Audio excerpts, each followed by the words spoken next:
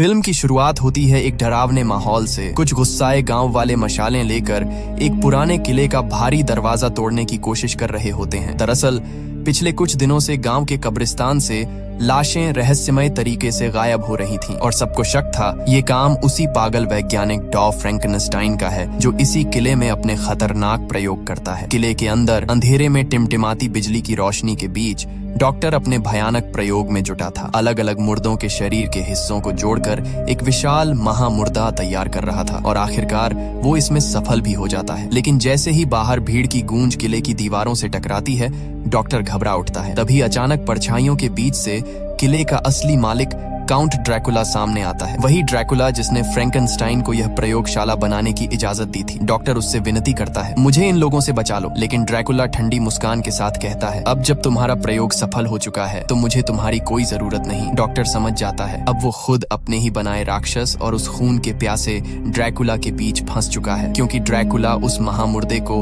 अपने किसी शैतानी मकसद के लिए इस्तेमाल करने वाला था। भीड़ आखिरकार उस पुराने किले का भारी दरवाजा तोड़ने में कामयाब हो जाती है। अंदर अंधेरे कमरे में डॉक्टर फ्रैंकनस्टाइन अपने बनाए राक्षस फ्रैंकनस्टाइन के महामुर्दे को किसी भी शैतानी काम में इस्तेमाल करने से साफ इनकार कर देता है। वो कहता है, मैंने ये रचना इंसानियत के लिए की थी, न कि तुम्हारे अंधे खेलों के लिए। ड्रैकुला के सामने डॉक्टर तलवार उठा लेता है और पूरी ताकत से उस पर वार करता है, लेकिन ड्रैकुला हंसते हुए उस तलवार के आर पार निकल जाता है और धीरे से कहता है, तुम भूल गए डॉक्टर, मैं तो पहले ही मर चुका हूँ। डर के मारे डॉक्टर अपने सहायक इगोर को पुकारता है, इगोर मेरी मदद करो। लेकिन तभी इगोर की चालाक मुस्कान सब कुछ कह देती है। वो शुरू से ही ड्रैकुला का वफादार था। कुछ ही पल में ड्रैकुला डॉक्टर को पकड़ लेता है और उसकी गर्दन पर अपने दांत गड़ा देता है। डॉक्टर चीख भी नहीं पाता। उसकी जिंदगी एक पल में खत्म हो जाती है। लेकिन तभी जमीन कांपने लगती है। डॉक्टर की बनाई हुई रचना, वो महामुर्दा फ्रैंकनस्टाइन, जंजीरों को तोड़कर आजाद हो जाता है। अपने निर्माता को मरा देख वो गुस्से में ड्रैकुला पर टूट पड़ता है। उसे उठाकर सीधा जलती हुई फायरप्लेस में फेंक देता है। फ्रैंकनस्टाइन अपने निर्माता की लाश को सीने से लगाकर किले से बाहर निकल जाता है। गांव वाले उसे देख लेते हैं और डर और गुस्से में उसका पीछा करने लगते हैं। उधर किले के अंदर आग में जलता हुआ ड्रैकुला धीरे धीरे राख से बाहर निकलता है। उसके जख्म पल भर में भर जाते हैं और वह अपने असली पिशाच रूप में बदल जाता है। दूसरी तरफ फ्रैंकनस्टाइन डॉक्टर की लाश को लेकर एक पुरानी पवन चक्की में छिप जाता है। गांव वाले उस चक्की को आग लगा देते हैं। भीतर से धधकती लपटें उठती हैं और वो महान रचना वहीं जलकर राख हो जाती है। लेकिन तभी आसमान से कुछ छायाएं उतरती हैं। 4 पिशाच स्त्रियां गांव वालों पर झपट पड़ती हैं। लोग अपनी जान बचाने के लिए भागते हैं और जब आग बुझती है तो उन पिशाच स्त्रियों का असली रूप सामने आता है। वो थीं ड्रैकुला की 3 पत्नियां जो अपने राक्षस फ्रैंकनस्टाइन की मौत पर शोक मना रही थीं। 1 साल बाद पेरिस की गलियों में हर जगह एक नाम के पोस्टर लगे हैं, वांटेड वैन हेल्सिंग, वही मशहूर दानव शिकारी। वैन हेल्सिंग एक दीवार पर लगा पोस्टर देख रहा होता है। तभी पीछे से एक औरत की चीख सुनाई देती है। वो तुरंत उस दिशा में दौड़ता है और वहाँ पहुंचकर देखता है एक औरत की लाश जमीन पर पड़ी है। उसकी नजर ऊपर जाती है जहाँ एक विशालकाय दानव दीवारों पर चढ़ता हुआ भाग रहा होता है। बिना वक्त गंवाए वैन हेल्सिंग अपनी कोट संभालता है और उस राक्षस के पीछे पीछे कूद पड़ता है। वो विशालकाय राक्षस कोई आम दानव नहीं था। उसका नाम था डॉक्टर हाइड। एक समय वो एक साधारण इंसान हुआ करता था, लेकिन अपनी पागल वैज्ञानिक सोच के चलते उसने खुद पर ही एक भयानक प्रयोग कर डाला और उसी दिन इंसान से राक्षस बनने की शुरुआत हुई। अब वही डॉक्टर हाइड पूरी पेरिस सिटी में तबाही मचा रहा था और उसे जिंदा पकड़ने का मिशन सौंपा गया था वैन हेल्सिंग को। लेकिन हेल्सिंग के अपने उसूल थे। वो मानता था कि ऐसे राक्षसों को पकड़ने से ज्यादा जरूरी है उन्हें खत्म करना, ताकि बुराई जड़ से मिट जाए। फिर भी वह कोशिश करता है और चिल्लाता है, डॉक्टर हाइड सरेंडर कर दो। लेकिन हाइड एक दहाड़ लगाते हुए बीच में ही बोलता है, मुझे पकड़ने आया है शिकारी तो आओ, मुझे रोक कर दिखाओ। अगले ही पल वो वैन हेल्सिंग पर हमला कर देता है। एक जोरदार मुक्के से उसे दीवार के पार फेंक देता है। वहीं से शुरू होती है एक तूफानी लड़ाई, छतों पर, दीवारों पर और टूटते शीशों के बीच। लड़ाई के बीच वैन हेल्सिंग अपने ब्लेड से डॉक्टर हाइड का हाथ काट देता है और जैसे ही हाथ गिरता है वो तुरंत अपने मानव रूप में लौट आता है। हाइड दर्द और गुस्से में चिल्लाता है और हेल्सिंग को पकड़कर छत से नीचे फेंक देता है। लेकिन हेल्सिंग भी कोई आम शिकारी नहीं था। हवा में लटकते हुए वो अपनी गन से हाइड के पेट में गोली मारता है, जिससे एक वायर फंस जाता है। हाइड उसे उसी वायर से खींचने की कोशिश करता है, लेकिन उसका संतुलन बिगड़ जाता है और वो जोरदार आवाज के साथ बिल्डिंग से नीचे गिरता है। गिरते वक्त उसका राक्षसी रूप मिट जाता है और वो फिर से इंसान बन जाता है। नीचे खड़ी पुलिस यह देखकर हैरान रह जाती है और अब वैन हेल्सिंग पर मासूम इंसान को मारने का इल्जाम लग जाता है। कुछ समय बाद वैन हेल्सिंग पहुंचता है वेटिकन सिटी की उस गुप्त चर्च में, जहां से यह संगठन दुनिया के तमाम राक्षसों की खोज और नियंत्रण का काम करता है। पोप पहले से ही गुस्से में था, क्योंकि भले ही वैन हेल्सिंग हर मिशन को पूरा कर देता था, लेकिन उसके काम करने का तरीका इतना उग्र था कि आम लोगों को वह एक निर्दयी हत्यारा नजर आने लगा था। पोप कहता है, तुम बुराई को मिटाते जरूर हो हेल्सिंग, पर हर बार उसके साथ दुनिया का भरोसा भी जला देते हो। पोप से हमें ये भी पता चलता है कि वैन हेल्सिंग उन्हें पहली बार चर्च के गेट पर अधमरी हालत में मिला था। उसकी याददाश्त पूरी तरह मिट चुकी थी। चर्च ने उसे शरण दी और तब से वैन हेल्सिंग उनकी खातिर खतरनाक राक्षसों का शिकार करता आ रहा है। अब पोप उसे उसके अगले मिशन के बारे में बताता है, एक ऐसा मिशन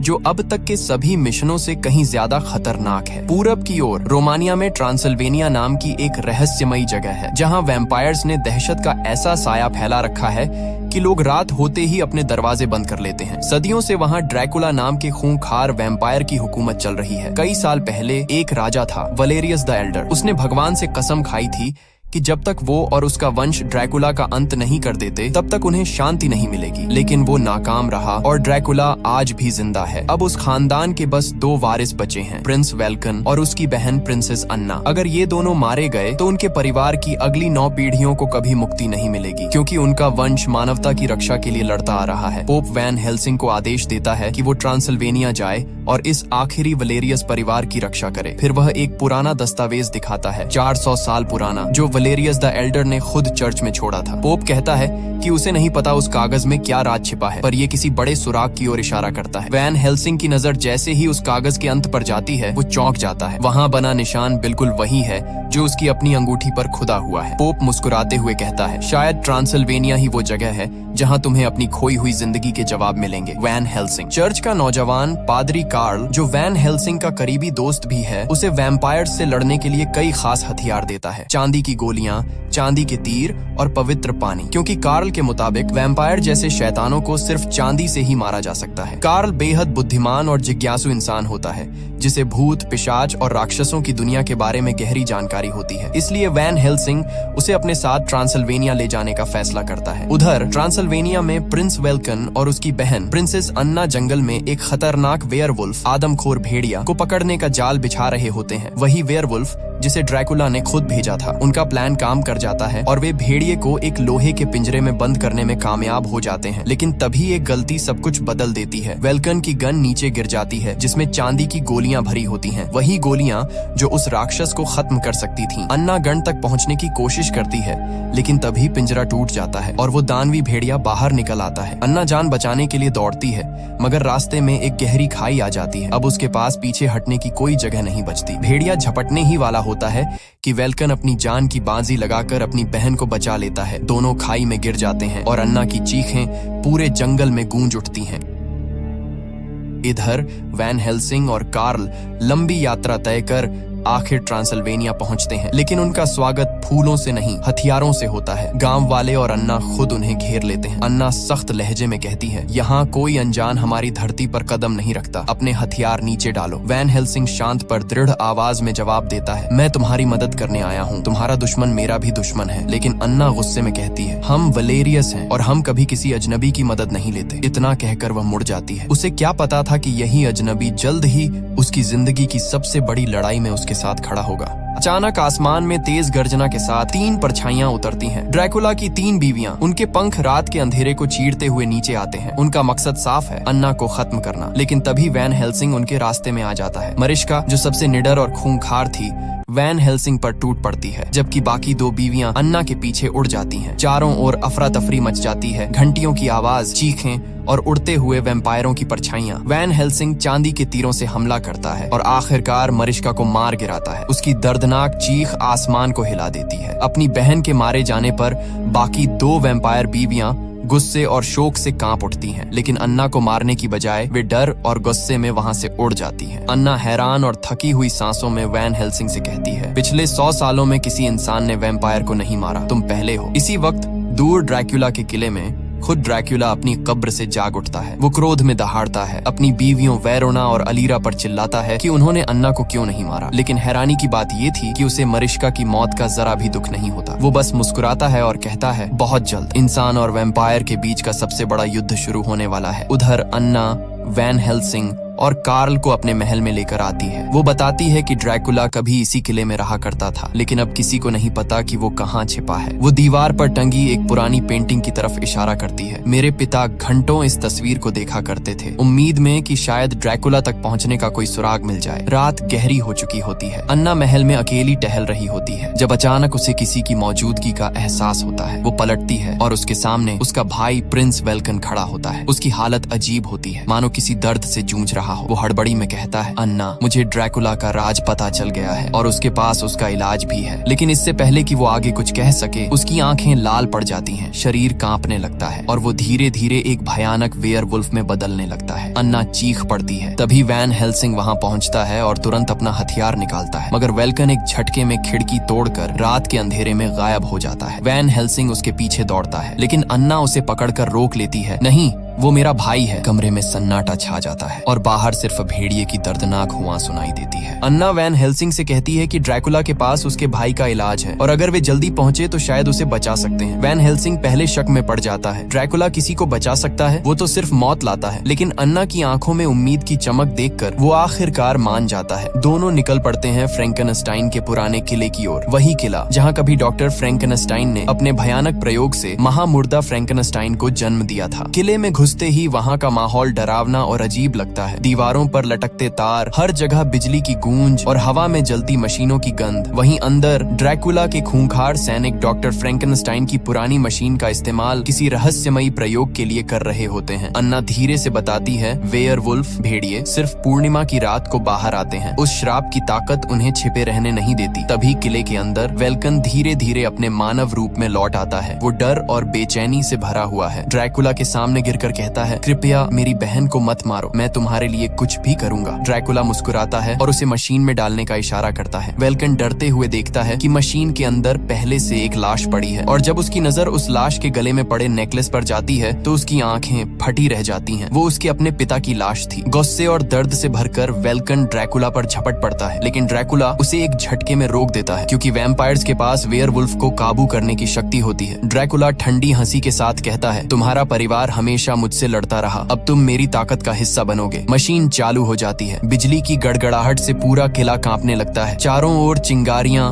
और नीली बिजली फैल जाती हैं। इसी बीच वैन हेल्सिंग और अन्ना छिपते छिपाते किले के अंदर घूम रहे होते हैं। तभी उन्हें छत से लटकी हुई अजीब सी चीजें दिखती हैं। वो पास जाते हैं और देखकर दंग रह जाते हैं। वो ड्रैकुला की बीवियों के अंडे होते हैं, सैकड़ों की तादाद में, हर एक पारदर्शी खोल में हिलती हुई आकृतियां। अन्ना कांपती हुई आवाज में कहती है, ड्रैकुला पहले से मरा हुआ है, इसलिए उसके बच्चे हमेशा मरे हुए पैदा होते हैं। यही वजह है कि वो फ्रैंकेनस्टाइन की मशीन का इस्तेमाल कर रहा है ताकि अपने मरे हुए बच्चों को जिंदा कर सके। वैन हेल्सिंग घूर कर कहता है, अगर वो इसमें कामयाब हो गया तो ये दुनिया इंसानों के रहने लायक नहीं बचेगी। एकाएक उस विशाल मशीन से बिजली की लपटें निकलकर अंडों में समा जाती हैं। कुछ ही पलों में उन अंडों से सैकड़ों चमगादड़ जन्म लेने लगते हैं। अपने बच्चों को उड़ता देख ड्रैकुला और उसकी बीवियां खुशी से झूम उठती हैं। ड्रैकुला अपनी रानियों से कहता है, उन्हें खून पीना सिखाओ, लेकिन तभी अंधेरे में छिपा वैन हेल्सिंग एक एक करके उन बच्चों को खत्म करने लगता है। ये देख ड्रैकुला का चेहरा गुस्से से तमतमा उठता है। वैन हेल्सिंग वहां से भागने की कोशिश करता है, लेकिन अचानक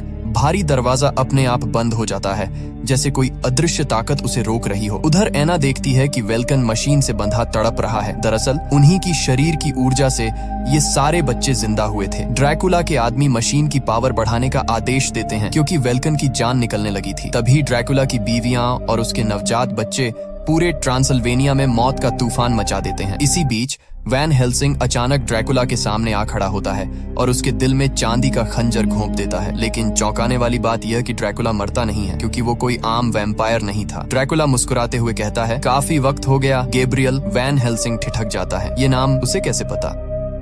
वो सोचता है कि शायद ड्रैकुला कोई चाल चल रहा है, लेकिन फिर ड्रैकुला की अगली बात उसके दिल में तूफान मचा देती है। क्या तुझे नहीं पता तुझे वो पुराने युद्धों के डरावने सपने क्यों आते हैं? वैन हेल्सिंग हैरान होकर पूछता है। तुम मेरे बारे में क्या जानते हो? ड्रैकुला धीरे धीरे मुस्कुराता है और कहता है, क्योंकि गैब्रियल, हमारा अतीत एक ही है। उधर एना अपने भाई वेल्कन को बचाने के लिए मशीन की तरफ दौड़ती है। वो पूरी ताकत से उसे वहां से छुड़ाने की कोशिश करती है। उसकी कोशिशों से मशीन की प्रक्रिया बिगड़ जाती है और ड्रैकुला के बच्चों को जिंदा रखने वाला संतुलन टूटने लगता है। कुछ ही पलों में वो बच्चे एक एक कर मरने लगते हैं। दरअसल वेल्कन की ऊर्जा सिर्फ थोड़े समय तक ही उन राक्षसी बच्चों को जिंदा रख पाने में सक्षम थी। इसी बीच वैन हेल्सिंग फ्रैंकस्टाइन को बेहोश कर एक सुरक्षित जगह छिपा देता है और समय गंवाए बिना एना को छुड़ाने के लिए ड्रैकुला की शानदार पार्टी में पहुंचता है। वहां ड्रैकुला खुद एना के साथ नाच रहा होता है। महफिल में हर कोई उनकी ओर देख रहा था, लेकिन किसी को नहीं पता था कि असली तूफान अभी आने वाला है। वैन हेल्सिंग अपने साथी काल को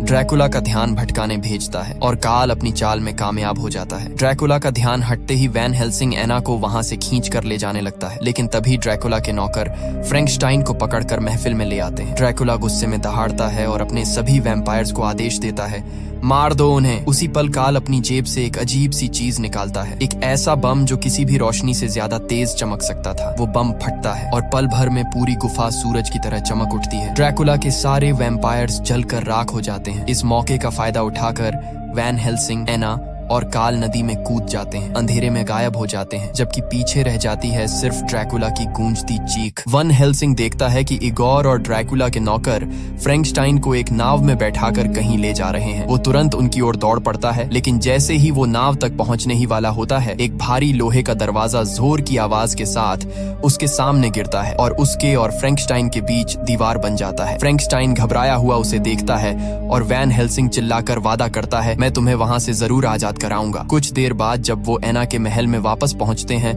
तो काल पहले से ही वहां उनका इंतजार कर रहा होता है। काल उन्हें बताता है कि उसने ड्रैकुला के बारे में कुछ हैरान कर देने वाली बातें पता लगाई हैं। वो कहता है, ड्रैकुला कोई साधारण वैम्पायर नहीं था, वो वेलेरियस द एल्डर का ही बेटा था। अब कहानी का असली सच सामने आने लगता है। ड्रैकुला की दास्तान शुरू होती है उसकी प्रेयसी की मौत से। अपनी प्रेमिका को जिंदा करने के लिए ड्रैकुला ने खुद शैतान से सौदा किया, लेकिन उसकी इस हरकत से भगवान क्रोधित हो गए। उन्होंने अपने एक फरिश्ते को भेजा ताकि ड्रैकुला को मिटा सके। वो फरिश्ता ड्रैकुला को मार देता है, लेकिन मरने के बाद ड्रैकुला नर्क में जाकर शैतान से समझौता करता है। संधि में ये तय होता है कि वो इंसानों का खून पीकर हमेशा जीवित रहेगा और बदले में अंधकार का दूत बनेगा। जब उसके पिता वेलेरियस द एल्डर को ये सब पता चलता है तो उन्होंने भगवान से प्रतिज्ञा की, जब तक ड्रैकुला जिंदा है मैं और मेरा परिवार चैन से नहीं सोएंगे। मैं उसके नामो निशान मिटा दूंगा। लेकिन जब वो वक्त आया तो वो अपने ही बेटे को मार नहीं पाया, इसलिए उसने ड्रैकुला को एक बर्फीले किले में बंद कर दिया, इतना ऊंचा और मजबूत कि वहां से कोई भाग नहीं सकता था। लेकिन ड्रैकुला फिर से शैतान से मदद मांगता है और इस बार शैतान उसे उसका सबसे डरावना वरदान देता है, चमगादड़ का रूप। अब वो उड़ सकता था और उसी रूप में उसने उस बर्फीले कैद खाने से भाग निकलने में कामयाबी पाई। वेलेरियस द एल्डर अपने बेटे को मार नहीं पाया, लेकिन उसने आने वाली पीढ़ियों के लिए कुछ सुराग छोड़ दिए, ऐसे सुराग जिनकी मदद से कोई ड्रैकुला को सदा के लिए मिटा सके। पर असली समस्या ये थी, किसी को ये नहीं पता था कि वो बर्फीला किला आखिर कहाँ है। वो रहस्य अब भी अंधेरे में दफन था और उसे खोजने की जिम्मेदारी अब वैन हेल्सिंग पर थी। तभी एना अनजाने में एक बात कह देती है। वो बताती है कि उसके पिता घंटों एक पुरानी दीवार को तोड़ने की कोशिश करते रहते थे, इस उम्मीद में कि शायद उन्हें उस बर्फीले किले तक पहुंचने का कोई सुराग मिल जाए। ये सुनते ही वैन हेल्सिंग के चेहरे पर जैसे बिजली सी कौंध जाती है। वो तुरंत कहता है, हो सकता है वो दीवार ही उस किले का छिपा हुआ दरवाजा हो जिसे तुम्हारे पूर्वज कभी खोल नहीं पाए। वो दीवार के पास जाता है। दीवार पर लैटिन भाषा में कुछ अजीब से शब्द खुदे हुए थे। काल उसे पढ़ने की कोशिश करता है, लेकिन कुछ हिस्से मिट चुके थे, जिससे पूरा संदेश अधूरा रह जाता है। तभी वैन हेल्सिंग को याद आता है वो कागज का छोटा सा टुकड़ा जो उसे पोप ने दिया था। वो उसे निकालकर दीवार पर लगाता है और काल को दोबारा पढ़ने के लिए कहता है। काल शब्द पढ़ता है, ईश्वर के नाम पर द्वार खोला जाए। जैसे ही वैन हेल्सिंग ये शब्द दोहराता है, पूरी दीवार में हलचल होने लगती है। वो दीवार एक चमकदार आईने में बदल जाती है। वैन हेल्सिंग झिझकते हुए उसे छूता है और अचानक उसका हाथ उस पार चला जाता है। उसे एहसास होता है ये कोई आईना नहीं बल्कि एक गुप्त द्वार है। तीनों, वैन हेल्सिंग, एना और काल, एक एक कर उस पार चले जाते हैं और सामने खुलता है ड्रैकुला का भव्य लेकिन भयावह किला। किले की दीवारें आसमान को छूती हैं और उनके चारों ओर ठंडी हवाएं गूंज रही होती हैं। वैन हेल्सिंग अपने भेड़िए वाली शक्ति का उपयोग कर एना और काल को लेकर अंदर पहुंचता है। किले के भीतर पहुंचते ही उनकी नजर एक और पर पड़ती है, इगोर। उसे देखकर वो घबरा जाता है और भागने की कोशिश करता है, लेकिन वैन हेल्सिंग बिजली की रफ्तार से उसे पकड़ लेता है। तभी गूंजती है एक दर्द भरी चीख, फ्रैंकस्टाइन की। वो देखते हैं कि फ्रैंकस्टाइन एक बर्फीली चट्टान से जकड़ा हुआ है और ड्रैकुला के सेवक उसे किसी प्रयोग के लिए कहीं ले जा रहे हैं। वो वैन हेल्सिंग से चिल्लाकर कहता है, ड्रैकुला के पास आदमखोर भेड़िए के श्राप से मुक्ति का इलाज है। वैन हेल्सिंग यह सुनकर सोच में पड़ जाता है, अगर ड्रैकुला उस इलाज का इस्तेमाल खुद नहीं करता तो फिर उसे अपने पास रखने की जरूरत ही क्या है। तभी काल कहता है, शायद यही राज्य है, शायद सिर्फ आदमखोर भेड़िया ही ड्रैकुला को मार सकता है। वही उस पेंटिंग का मतलब था। वो आगे कहता है, अब तक किसी भेड़िए की हिम्मत नहीं हुई कि वो पलटकर ड्रैकुला पर हमला करे, लेकिन अगर ऐसा कभी हुआ तो काटने से पहले ड्रैकुला खुद को बचाने के लिए उस इलाज का इस्तेमाल करेगा, ताकि वो मरने से पहले भेड़िए को फिर इंसान बना सके। काल की बात सुनकर वैन हेल्सिंग समझ जाता है कि यही आखिरी रास्ता है। काल उसे एक योजना बताता है, जब तुम भेड़िया बनो तो ड्रैकुला को खत्म कर देना, तब तक मैं और एना उस इलाज को ढूंढ लेंगे, ताकि तुम खुद पर काबू खोने से पहले फिर से इंसान बन सको। वातावरण में सन्नाटा छा जाता है। तीनों जानते हैं अब जो होने वाला है वो या तो दुनिया को ड्रैकुला से आजाद करेगा या फिर सब कुछ खत्म कर देगा। तरकीब के मुताबिक वैन हेल्सिंग अकेला ड्रैकुला को ढूंढने निकल पड़ता है, जबकि एना और काल इगोर को अपने साथ लेकर उस रहस्यमयी इलाज की तलाश में आगे बढ़ते हैं। उधर ड्रैकुला और उसके सेवक अपने बच्चों को जिंदा करने की भयानक प्रक्रिया शुरू कर चुके थे। किले के भीतर बिजली, धुआं और अजीब सी चमक चारों ओर फैली हुई थी। हवा में मौत की गंध थी। इगोर एना और काल को एक कमरे में ले जाता है और उन्हें एक शीशे का इंजेक्शन दिखाता है, जिसके अंदर वही इलाज था, वो सीरम जो आदमखोर भेड़िए को इंसान बना सकता था। एना उसके करीब जाने लगती है, लेकिन तभी इगोर चाल चलता है। वो दोनों को उसी कमरे में बंद कर बाहर निकल जाता है। अब वो इंजेक्शन एक कांच के बर्तन में रखा था, जो एक अजीब खतरनाक द्रव में डूबा हुआ था। अचानक पीछे से कदमों की आहट सुनाई देती है। वो थी अलीरा, ड्रैकुला की खूंखार पत्नी। वो एना पर हमला करने के लिए झपटती है, लेकिन एना तेजी से उस कांच के बर्तन को उसकी ओर धकेल देती है। बर्तन फूटता है, कुछ छींटे अलीरा के चेहरे पर पड़ते हैं और वो दर्द से चीख उठती है। उसका चेहरा गलने लगता है, क्योंकि उस द्रव में कोई इलाज नहीं बल्कि तेजाब था। एना तुरंत उसी तेजाब से लोहे के दरवाजे को गलाने लगती है। धातु पिघलने की आवाज गूंजती है और जैसे ही दरवाजा खुलता है, काल भाग निकलता है, लेकिन अलीरा एना को पकड़ लेती है। दोनों के बीच जबरदस्त लड़ाई छिड़ जाती है।